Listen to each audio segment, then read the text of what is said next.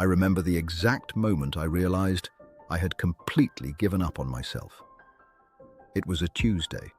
I know it was a Tuesday because the trash hadn't been taken out, and I kept telling myself I'd do it after one more episode. The blinds were closed. There was a half-eaten bag of crisps on the coffee table, and I was lying on a couch that had basically formed around my body at this point. I wasn't sick. I wasn't grieving. Nothing dramatic was happening in my life. I was just choosing this. Every single day, I was choosing this. And here's what nobody talks about. That version of you doesn't announce itself. It creeps in slowly, through skipped workouts and swapped meals and nights where getting up to fill a glass of water feels like a genuine inconvenience. You don't fall apart all at once. You just quietly shrink. And the worst part is, you get so used to the smallness that it starts to feel like the default. That was me. And for a long time, I genuinely thought it was fine. Not in a convincing way, more in the way you stop noticing a smell because you've been in the room too long. Let me ask you something. Have you ever caught a glimpse of yourself? Not in a mirror, but in a photo or a reflection you weren't expecting, and felt something shift in your chest? Not vanity. Something quieter than that. I had that moment on a random Thursday afternoon scrolling through an old photo on my phone. I looked at it and I didn't recognize the energy in that picture. Not the body, the energy. The person in that photo looked like someone who believed things were possible.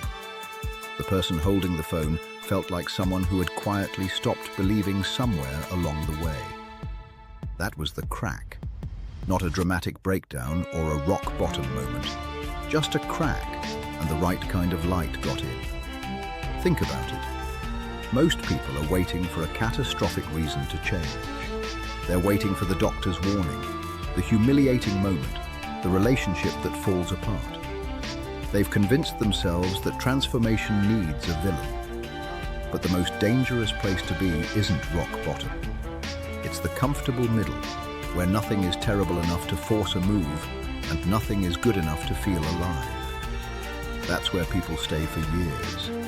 That's where I was staying. So I made one decision. Not a plan, not a program.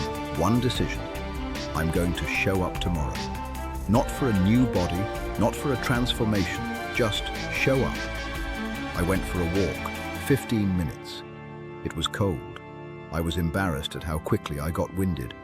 And I came home and sat right back down on that same couch. But something was different. Something very small but very real had shifted, and I didn't fully understand it at the time. I'd done a thing I said I would do. That's it. That was the whole win. You see, that's the part people skip over when they talk about fitness journeys. They show you the 6-month after photo, the dramatic before and after split screen, the triumphant music. What they don't show you is the quiet, unglamorous moment where you simply decide to be someone who follows through. That moment isn't loud. It doesn't feel like a turning point when you're in it. It just feels like a walk. That walk turned into a habit. The habit eventually led to a gym visit, which was honestly the worst experience of my life. I couldn't finish the session. I left early. I felt ridiculous walking out. I went back anyway. That's the whole thing people want to package and sell and turn into a 12-step system. You go back, somewhere around week 6, something started happening that I wasn't prepared for. It wasn't my body changing. It was my relationship with discomfort changing.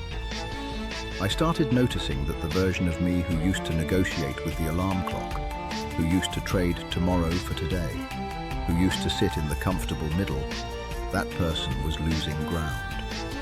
Not dramatically, quietly, the same way he'd arrived.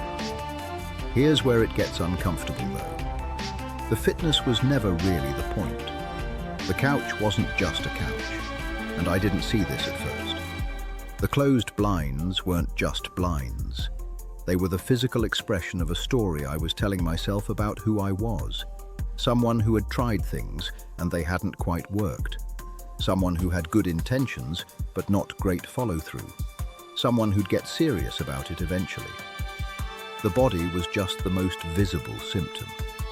The actual problem was the identity I'd built around staying put.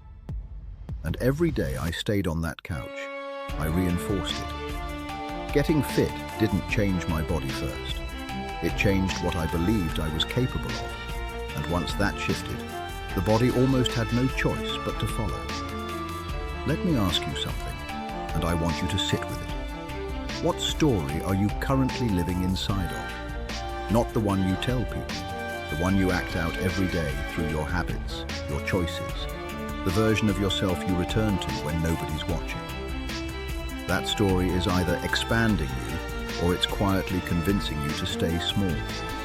Staying the same isn't neutral. Every day you choose the couch, you're not just skipping a workout, you're voting for a version of yourself.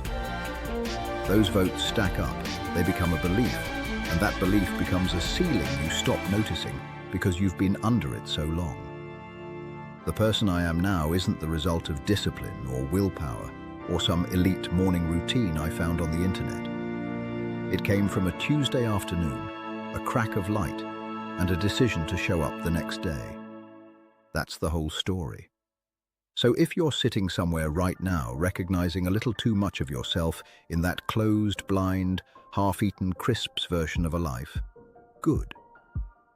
That recognition is not a bad sign. It's probably the most honest thing you've felt in a while.